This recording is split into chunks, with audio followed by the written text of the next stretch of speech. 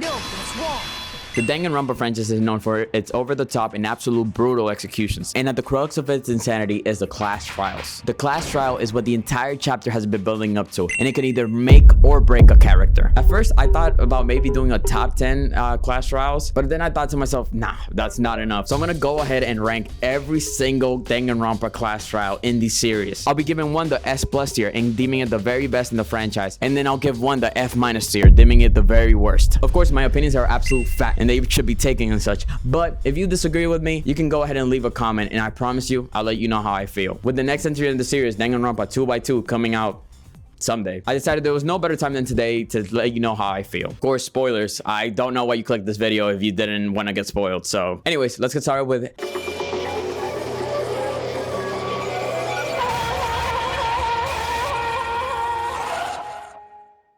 Quickly after getting knocked out by Korn on the cob, Makoto wakes up in his dorm. After leaving, we're surprised with Sayaka, the character that appears to be Makoto's love interest. They went to middle school together, you explored the entire school with her, and man, I just hate how much the story forces you to like her. If you're anywhere above the age of 18, or are in the head of the Sayaka Maizona church, seriously, do you guys ever think about the fact that this guy has never even played a Danganronpa game? I mean, how would he react to the fact that Sayaka is the most painfully average anime girl in the entire series? Like, I'm sorry, I don't want to sound rude, but like, let's be real, like, Sayaka is such a nothing burger, and the fact that the story forces you to go with her for the entire first chapter is so annoying. I mean, there are so many interesting main characters here. You have a goth girl, a gooner. God, I'm making it sound like a Discord server. Yet despite all that, the chapter's constantly forcing you to care about Sayaka. Not just do you barely spend any one-on-one time with any of the other characters in the first chapter, your free time, which is the only time you get to choose who you want to hang out with, you are forced to hang out with Sayaka first. So to nobody's surprise, she's the first to go. There's a lot of people that seem to be surprised by her being the first victim in the first game, but with a character with this much screen time, are you really surprised? And what's that in the back? Does that just say Leon? I absolutely hated Case 1 when I first played Danganronpa, and I think most of my hatred came from the fact that not just had they forced me at gunpoint to hang out with Sayaka, but how painfully obvious this entire case was. The moment Makoto reads it as 11037, I literally felt like I was being gaslit. I was beyond dumbfounded. There's no way this character could be so fucking stupid. I can hear you already. Oh, come on, give him some race. It's the very first case of the game. I understand, and I kid you not, I almost stopped playing this game after this case. The entire trial just felt stupid. Stupid. It is so hard to get anybody into Danganronpa because this case is so lackluster. I haven't even talked about Leon. Who, and I mean who, actually gives a shit about Leon? The only thing I can give this case is that if you aren't good with names, this case might take longer for you to realize. And the way Leon uses his talent to hide his murder is really clever. Plus, the execution is probably one of the best executions in the entire series. I mean, this shit is brutal. But even in all its glorious goriness, this execution is not enough to save Case 1. So I'll be putting it in the E tier. It could be worse, but goddamn was that a really bad start. After I finished this trial, I figured every single case was gonna be this predictable. And God, how wrong I was.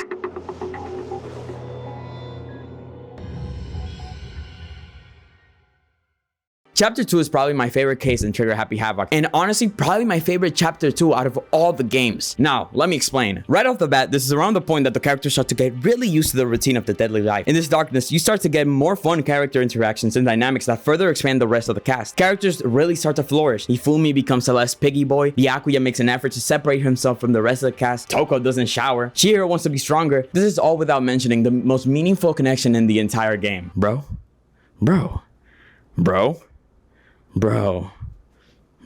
I love Taka and Mondo. The way this case's entire tragedy is shown in front of our face as merely a gag of these two guys finding themselves in a homoerotic bromance is the start of one marvelous case. When we find Chihiro's body, which goddamn, talk about a brutal body discovery. Having Chihiro's eyes completely hollowed out and stripped of any decency in this form immediately makes you think this was the act of a sadistic monster. They introduce us to Toko's second character flaw after not showering. She's a serial killer. And you think to yourself, after the first case, easy. Toko's the culprit. Call it a day, right?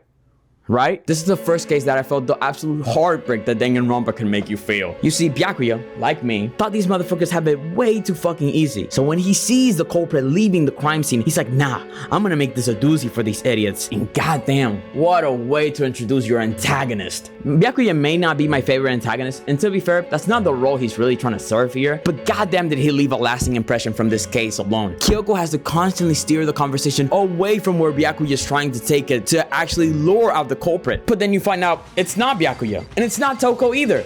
So who? Like, who could have done this? Here's my answer.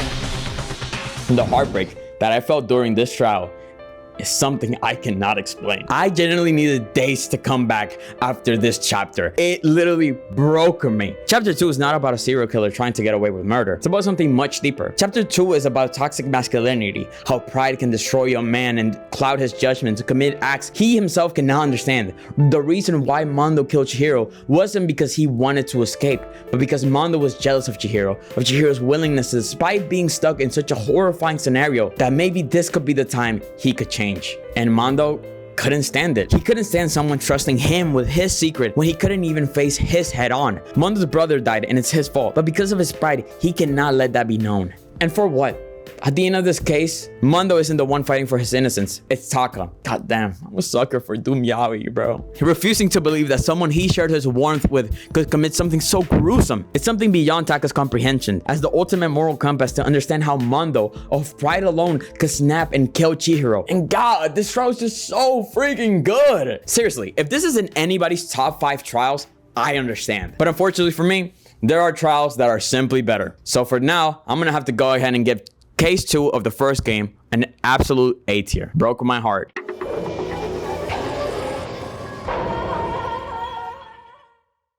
Chapter 3 is around the time that the overarching narrative starts really kicking in. You have alter ego, the pictures of the memories of the school life, all really good, interesting stuff. But the character stuff, I mean, Kiyando or whatever this shit was called, it's like the biggest tragedy to a character I've ever seen. I mean, it's beyond ridiculous. It's almost like an excuse to not further develop Taka as a character by going as over the top as humanly possible. And trust me, I like my Danganronpa whimsical, okay? But I also feel like the games, especially Trigger Happy Havoc, excels at this sense of that despite the fact that there's a black and white teddy bear that can turn a guy into butter, there's a semblance of realism there that works really well for it. Both Hifumi and Taka's relationship with alter ego is pathetic, to say the least. I don't know what they were really trying to write here. It doesn't work for either of the characters, and I just find it really underwhelming. I mean, I already think Hifumi's like the fattest chud ever, and like, if you like him, I think there's something probably wrong with you, which is okay. You can seek therapy, but it doesn't work for me. So when Hifumi was revealed as the victim, shit, I celebrated, bro. Like, I was so happy. I remember like screaming around and running around my room. Thank God he's dead. Thank God he's dead. It was actually like my birthday party in my room. I was so happy. But man, was I upset when Taka died. His development in this chapter was beyond pathetic. And just to kill him off, like, come on, man. I will give chapter 3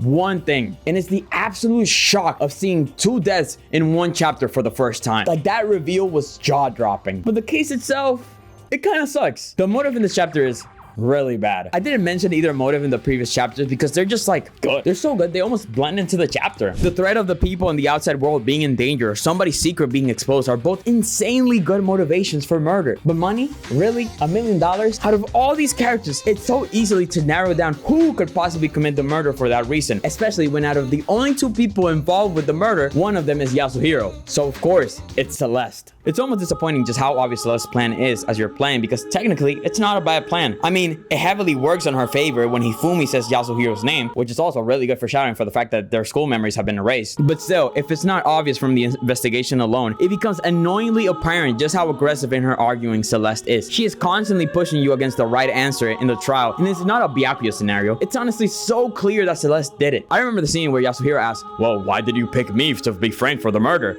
And she said, well, you're stupid.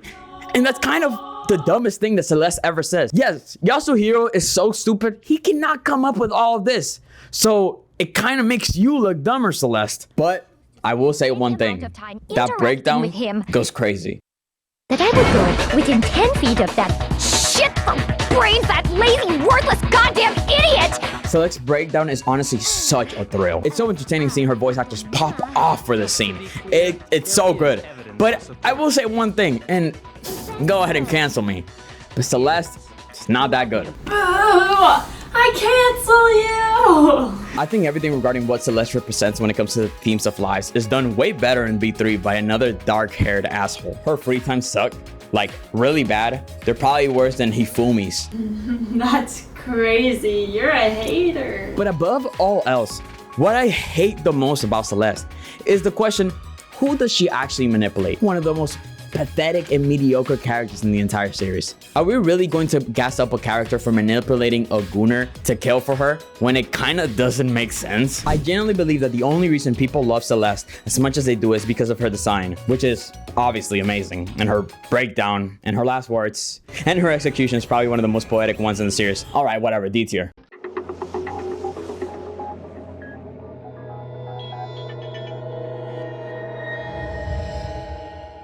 This shit is so good. I'm telling you right off the bat, this chapter is insane. With the reveal that Sakura is a traitor, this case is non-stop building up to her death. It's fine, it's not surprising. This death is an absolute wreck because Sakura is the prime example of how to build a character and not to build surprise. Monokuma reveals to everyone that Sakura is a traitor, and every single one of these characters are out to get her. They are beyond paranoid of her, and this creates a really bad tension between the entire crew. Whatever unity is being built from the previous chapter absolutely collapses. Even Kyoko doesn't fuck with you anymore. As Hina and Genocide Jack get physical, and Sakura, despite her being the traitor, she can't stand her friends hurting each other because of her. She tries to meet up and beg for forgiveness to all these people that so loudly distrust her. But before we can even figure out how the conclusion went, we witness what is probably one of the most heartbreaking chapters in the entire series. Unfortunately, I don't know what so easily clocked to me, but as soon as I saw the smile on her face, I knew to myself, oh, she did this herself. I was so certain of it. Going around the investigation, every corner almost felt like a red herring. But still, when you actually go through the investigation, you get to see the amount of layers this case has. I mean, this is the first of its kind, bro. This is a lasagna layered case. You have Toko trying to kill Sakura, then Yasuhiro trying the same thing. Then, after these two constantly blaming each other, you finally crack that it was neither of them. So the suspicion leads to Asahina, but it's not her. She doesn't know her own murder plan, and that's when you realize maybe none of these guys are the killer. But you have Byakuya screaming at you the entire time saying no, Hina had to kill her.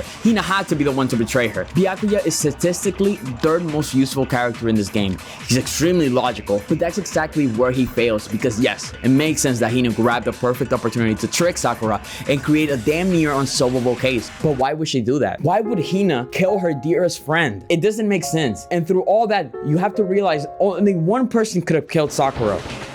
Here's my answer.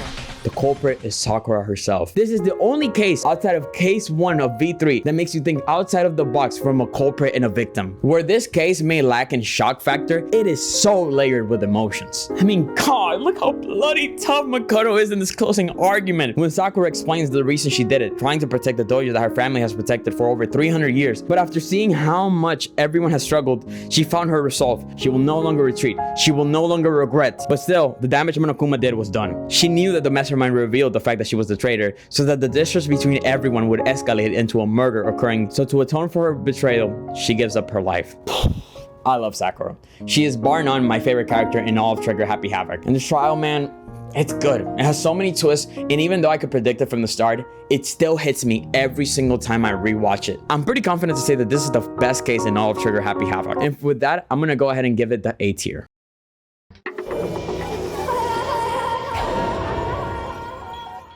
Is this even a trial? This chapter is all lore. Learning more about the academy, the mastermind, and what's going on in the outside world. But when it comes to the trial itself, there's a back and forth on whether this is Kyoko, which is really fun to go around. And for the first time, your ears are blessed with a beautiful and also fucking soothing box 16. I mean, this track generally goes insane. I like the other investigation themes, but none of them compared to box 15 and 16. It's just a shame. It's such a shame that this trial sucks. As soon as Kyoko shows up and you kind of figure out like, oh, she's not the victim, you know some real funky shit is going on here. I just appreciate that this is the shortest trial in the entire series, and the bad ending is fucking hilarious. I mean, do we ever find out like what happens to Toko? Did she like explode or something? I looked it up, and that's exactly what she did. Thank you, Kodaka. I don't know, but it's really funny. And even the conclusion with Makoto is so exciting because you generally don't know if they're actually gonna go through with it or not until Alter Ego shows up. And man, this may seem like plot armor, but bro, Twin is literally the ultimate lucky student. Let my boy be lucky for once in his life. But yeah, this trial, despite being really short, really drags, man. I mean, there's a solid 10 to 20 minutes that you actually have to prove to Yasuhiro's dumb ass that Kyoko, who's right here, is not a ghost, which is